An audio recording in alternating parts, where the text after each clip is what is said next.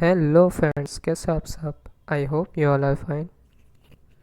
इस वीडियो में आप समझने वाले हैं कि ल्यूइस स्ट्रक्चर क्या होता है, उसको आप खुद कैसे ड्रा कर सकते हो, और इसको समझने से पहले आपको लोन पेयर का कंसेप्ट मालूम होना ही चाहिए।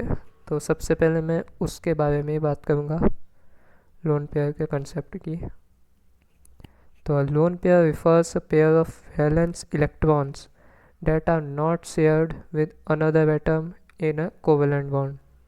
यानी कि किसी एटम का जो पेयर ऑफ वैलेंस इलेक्ट्रॉन्स है, वो अगर किसी के साथ दूसरे एटम के साथ शेयर ना किए हो कोवेलेंट बॉन्डिंग में, तो वो पेयर ऑफ इलेक्ट्रॉन को हम कहते हैं लोन पेयर, और उसे कभी कभी अनशेयर्ड पेयर या नॉन बॉन्डिंग पेयर भी कहा जाता है।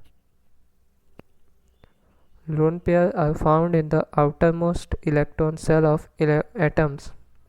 यानी कि एटम्स के जो आउटर मोस्ट सेल होते हैं, इलेक्ट्रॉन सेल, वहाँ पे ये लोन पेयर्स पाए जाते हैं। तो अगर आप ये न्यूक्लियस समझो, ये न्यूक्लियस से समझ लो, इसका आजू बाजू में बहुत सारे ऑर्बिटल या कह सकते हो इलेक्ट्रॉन सेल्स होते हैं। उसमें जो आउटर मोस्ट सेल है, उसमें जो इलेक्ट्रॉन्स होते हैं उसे ही हम कहते हैं वैलेंस इलेक्ट्रॉन। तो ये आपको समझ लेना है वैलेंस इलेक्ट्रॉन क्या होता है। अब अगर आपको वैलेंस इलेक्ट्रॉन पता होगा तो आपको ये भी पता चल जाएगा कि लोन पेयर क्या होता है। तो electron pairs are therefore considered lone pairs if two electrons are paired but are not used in chemical bonding। यानी कि कोई एटम दूसरे एटम के साथ केमिकल बॉन्डिंग से जुड़ा हुआ है, लेकिन जो इलेक्ट्रॉन पेयर उसने वो बॉन्डिंग में नहीं लगाए यानी यूज़ नहीं किए, तो वो इलेक्ट्रॉन पेयर को ही हम लोन पेयर कहते हैं या कहलाते हैं lone pair. Thus the number of lone pair electrons plus the number of bonding electron equal to the total number of valence electron around an atom। तो मैंने आपको बताया कि एक ऑर्बिटल में मतलब आउटर मोस्ट इलेक्ट्रॉन सेल में जो इलेक्ट्रॉन्स प्रेजेंट होते हैं एटम के, तो उसे हम कहते हैं वैलेंस इलेक्ट्रॉन्स। तो वो मिक्स होता है दो चीज़ का, एक तो लोन पेयर का और बॉन्डिंग इलेक्ट्रॉन्स का। यानी कि उन वैलेंस इलेक्ट्रॉन में जितने इलेक्ट्रॉन बॉन्ड बनावे तो उनको हम छोड़ देंगे, उसके अलावा जितने भी इलेक्ट्रॉन है, इलेक्ट्रॉन पेयर है, वो लोन पेयर कहलाती है। Lone pair can be identified by using a Lewis structure. Lewis structure हमने इसलिए यानी ल्यूइस ने इसलिए इस स्ट्रक्चर को बनाया जिससे हम समझ पाए ल्यूइस पेयर लोन पेयर के कंसेप्ट को, और लोन पेयर कैसे किसी एटम में दिखाई जाती है वो भी आप समझ जाओगे इससे। तो Lewis dot structures are diagram that show the bonding between atoms of a molecule as well as the lone pair of electrons that may exist in the molecule। यानी कि ल्यूइस डॉट स्ट्रक्चर्स एक तरह के diagrams हैं जो कि दिखाते हैं कि एक एटम दूसरे एटम से किस तरह बॉन्डिंग में जुड़ा हुआ है, और उसके लोन पेयर भी वो दिखाता है ल्यूइस डॉट स्ट्रक्चर कि लोन पेयर एग्जिस्ट करते हैं उस मॉलिक्यूल में। तो वही लोन पेयर और बॉन्डिंग भी दिखाता है ल्यूइस स्ट्रक्चर। तो आप एग्जांपल के साथ अच्छे से समझ जाएंगे, जैसे कि HCl हाइड्रोक्लोराइड है। तो हाइड्रोजन क्लोराइड में जो क्लोराइड है उसके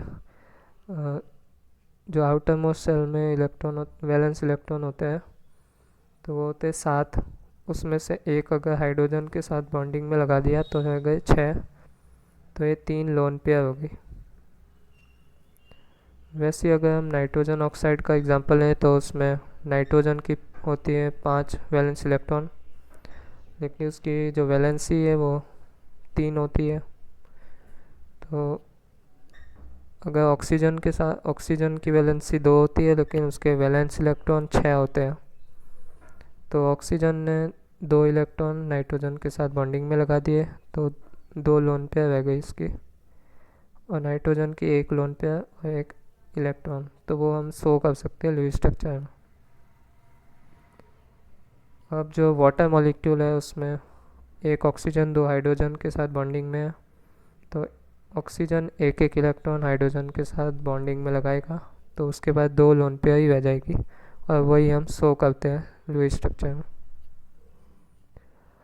अब अमोनिया का एग्जांपल लें तो इसमें नाइट्रोजन तीन हाइड्रोजन के साथ बॉन्डिंग में रहता है, तो एक एक इलेक्ट्रॉन तीनों के साथ लगा दिए। अब नाइट्रोजन के होते हैं 5 वैलेंस इलेक्ट्रॉन, तीन अगर बॉन्डिंग में लगा दिए तो दो रह गए, और दो इलेक्ट्रॉन की पेयर यानी एक लोन पेयर वो रह गई। इस लोन पेयर को कभी कभी इस तरह से भी दिखाते हैं, दो डॉट, तो वो आपको समझ लेना है कि लोन पेयर है।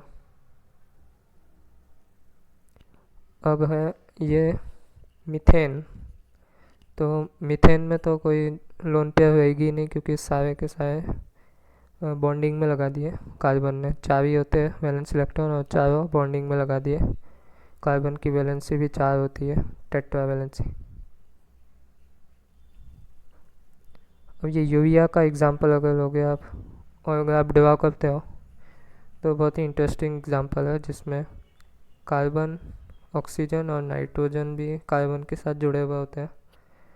तो नाइट्रोजन की 5 वैलेंसी होती है, उसमें से 3 उसने अलग अलग बॉन्डिंग में लगा दिए, तो एक उसके बाद लोन पेयर बच गई।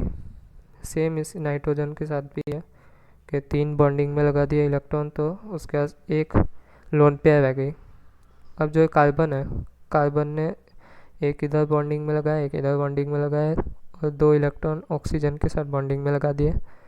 तो जो कार्बन के पास कोई लोन पेयर नहीं है, लेकिन ऑक्सीजन ने दो ही लगाए हैं इलेक्ट्रॉन, तो उसके पास दो लोन पेयर रह जाएगी। तो इस तरह आप बहुत सारे अनेक जितने भी एटम मॉलिक्यूल है उसके आप एक बार बना के देख सकते हैं, सीख सकते हैं। कुछ भी नहीं है, कोई रॉकेट साइंस नहीं है इसमें, खाली आपको मॉलिक्यूल का स्ट्रक्चर बनाना है और उसमें जो बॉन्डिंग दिखानी है, और जितने उसके रह गए वैलेंस इलेक्ट्रॉन तो उसके लोन पेयर दिखा देनी है डॉट स्ट्रक्चर में, डॉट डॉट करके, वो होते हैं लुईस डॉट स्ट्रक्चर्स। बस सिंपल सा है, आपको समझ में आ गया होगा।